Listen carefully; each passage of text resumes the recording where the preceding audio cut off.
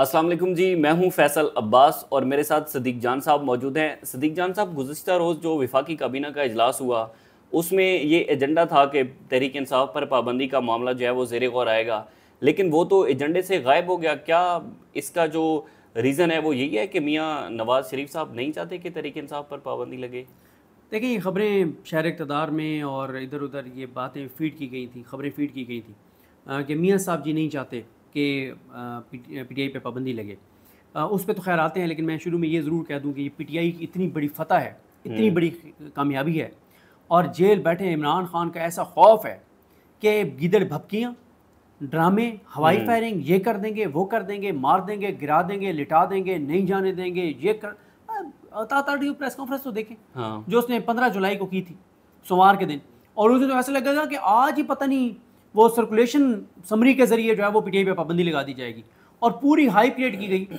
और ये बुध को, कल जब ये काबीना का इजलास था, तो काबीना के इजलास से पिछली रात तक ऐसे हाइप क्रिएट की गई, पूरे चैनल्स ऑन, मतलब चैनल्स ने ट्रांसमिशनें रेडी की हुई थी, सारे अपने एंकर्स को अलर्ट रखा हुआ था, एक्सपर्ट्स को अलर्ट रखा हुआ था।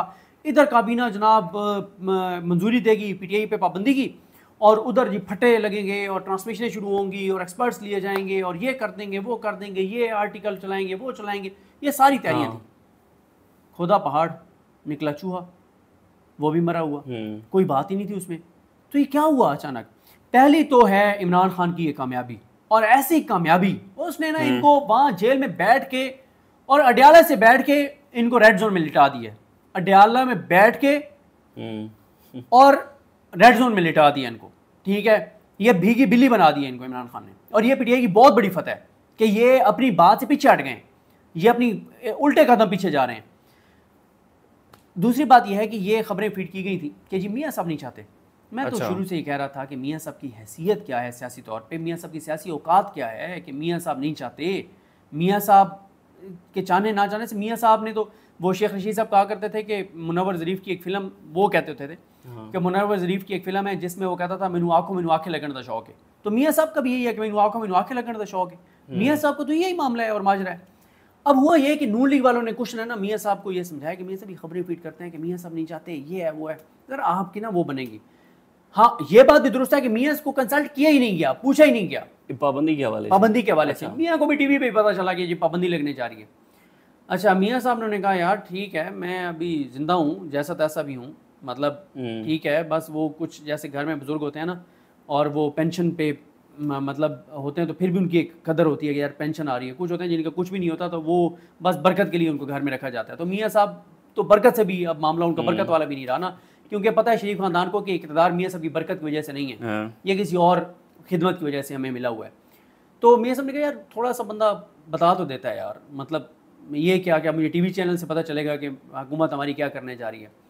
तो खबरें फीड की गई जी मियाँ साहब नहीं चाहते। फिर मियाँ साहब की बताया जाता है कि कोई अल्लाह वाले मियाँ साहब को मिले। अच्छा। और फिर सरजनिश भी हुई, डांट डपट भी हुई, और सरजनिश और डांट डपट के बाद फिर मियाँ साहब ने कहा जी मैं खादिम, मैं नौकर, मेरी आल औलाद आपकी खादिम और नौकर, मसले ही कोई नहीं है। मियाँ साहब ने कहा देखें, मुझे हुक्म करते हैं तो मैं बयान कोई ऐसे चलते फिरते पता चले कि अचानक सहाफ़ी कोई 2-4 पहुँच गए और कैमरे ऑन कर लिए, ठीक है, वो कहते हैं तो वो मैं दे देता हूँ। ज़राए से खबरें पहले चलवाई गई कि नहीं मियाँ साहब ऑन बोर्ड हैं, लेकिन बात नहीं बनी। तो फिर मियाँ साहब ने कहा देखें आपको पता है कि मैं तो जो भी बात करता हूँ मुझे इरफान सदीकी लिख के देता है, मेरा तो असल चेहरा इरफान सदीकी है, तो क्यों ना इरफान सदीकी को भेज दिया जाए चैनल पे ना। अच्छा। तो फिर कहा गया कि ठीक है। फिर इरफान सदीकी साहब को शाहज़ेब खानज़ादा साहब के प्रोग्राम में भेजा गया, और ये कल रात बड़ी पेशरफ्त हुई है। अच्छा। उन्होंने शाहज़ेब खानज़ादा साहब के प्रोग्राम में जाके सारा बताया कि जनाब वो पॉलिटिकल पार्टी किसी पर पाबंदी लगे तो वो तो मसला होता है, लेकिन पीटीआई तो पॉलिटिकल पार्टी नहीं है, ये तो एक दहशतगर्द जमात है। तो मियाँ साहब ने इरफान सदीकी साहब को जियो के प्रोग्राम में भेजकर और ये बता दिया, सरेंडर किया उन्होंने, बेसिकली तो सरेंडर किया। हाँ। और मियाँ साहब ने बताया कि मैं पुरानी तनख्वाह पे नौकरी जारी रखूंगा, मैं बिल्कुल कहीं नहीं जा रहा, ये मैं खादिम, मैं नौकर, मेरी आल औलाद खादिम और नौकर, कोई ऐसा मसला नहीं है। तो ये सब खबरें दम तोड़ गई हैं, ये सब। और मियाँ साहब का ना हर दूसरे हफ्ते मियाँ साहब के लिए ना कोई नया बयानिया बनाने की कोशिश की जाती है, और फिर इनको जिल्लत इनके मुकद्दर में आती है जब ये अपने उसी फेक बयानिए से पीछे हटते हैं और सरेंडर करते हैं। अब क्या जरूरत थी आपको? फिर इसी तरह से आप देखें ना कि श्री रहमान साहबा वो टीवी चैनल पे आके कह रही है नहीं पीपल्स पार्टी तो ये है तो पीपल्स पार्टी वो है। हालांकि एक रात पहले शाहजेब खानजादा के प्रोग्राम में पूरी फस्तायत की वकील बनकर उन्होंने वकालत की, उन्होंने तो अज़मा बुखारी को भी क्रॉस कर गई इस निज़ाम के दिफा में। और अगले दिन जब ये मौखर हो गया मामला, फिर बड़ी जमहूरी बन गई, किसी पार्टी पे पाबंदी नहीं लगनी चाहिए, ये नहीं होना चाहिए, वो नहीं। मसला क्या है, पता चल गया ना कि ये मामला किसी वजह से रोक लिया गया। हाँ। तो अब वो बड़ी जो है वो जमहूरी बन गई। जमहूरी आप उस दिन बनती ना जब शाहजेब के प्रोग्राम में आप कहते हैं कि कल हम इस पे नहीं करेंगे।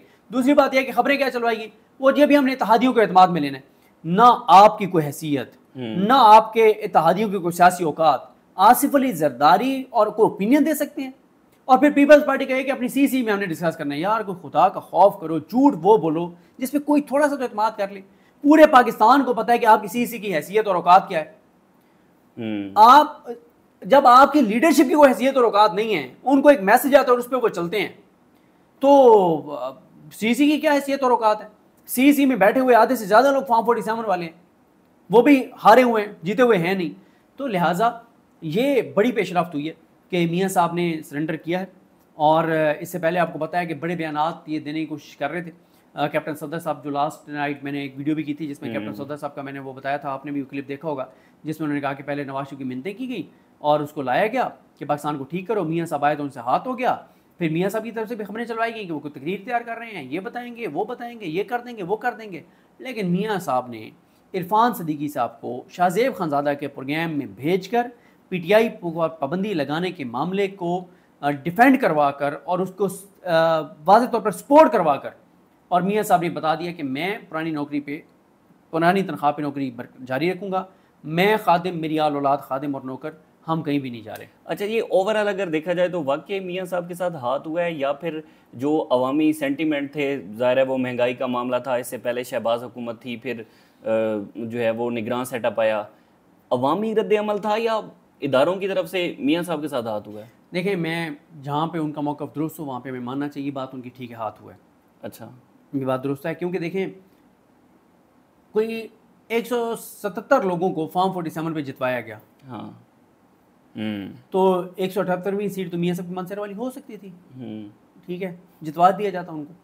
अच्छा, अगर 17 सीटर पार्टी को के 17 सीटर पार्टी के तरफ से शहबाज को वज़ीर-ए-आज़म बनाया जा रहा था तो मियाँ साहब को बनाया जा सकता था। हाँ।